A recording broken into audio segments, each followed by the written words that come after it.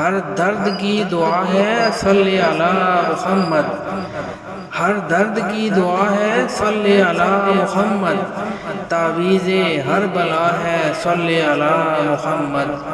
بسم اللہ الرحمن الرحیم۔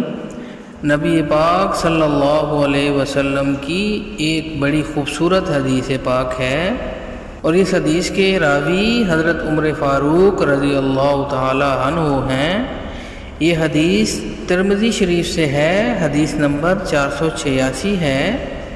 ان الدعاء موقوف بین السماء والارض لا يصعد منه شيء حتى تصلي على نبيك صلی اللہ علیہ وسلم۔ دعا آسمان و زمین کے درمیان رکی رہتی ہے جب تک کہ تم نبی کریم صلی اللہ علیہ وسلم پر درود پاک نہیں بھیج لیتے۔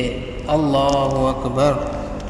تو معزز ناظرین کرام، درود پاک کی اہمیت کو سمجھیے کہ اگر اول آخر درود پاک ہو، کیونکہ علماء کرام سے سنتے ہیں کہ درود پاک ایک ایسا عمل ہے، ایک ایسا وظیفہ ہے جو مقبول ہی مقبول ہے، جس کو رد نہیں کیا جاتا۔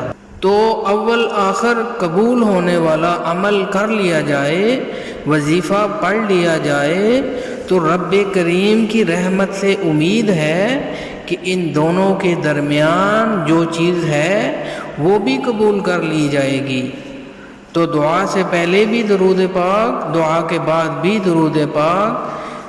تو آپ نے دیکھا ہوگا کہ ماشاءاللہ علماء کرام اور مساجد کے امام صاحبان جب دعا فرماتے ہیں تو دعا سے پہلے بھی حمد و ثنا اور درود پاک پڑھتے ہیں، اور دعا کے آخر میں بھی درود پاک وصلی اللہ تعالی علی خیر خلقہ محمد وعلی آلہ واصحابہ اجمعین پڑھتے ہیں۔ تو معلوم ہوا کہ درود پاک ایک ایسا وظیفہ ہے جو ہر جگہ کام آنے والا ہے۔ بڑی پیاری بات شاعر لکھتے ہیں نا کہ ہر درد کی دعا ہے صلی علی محمد، ہر درد کی دعا ہے صلی علی محمد، تعویذ ہر بلا ہے صلی علی محمد۔ اللہ کرے کہ میری اور آپ کی زبان ذکر و درود سے تر رہا کرے، آمین یا رب العالمین۔ السلام علیکم ورحمۃ اللہ۔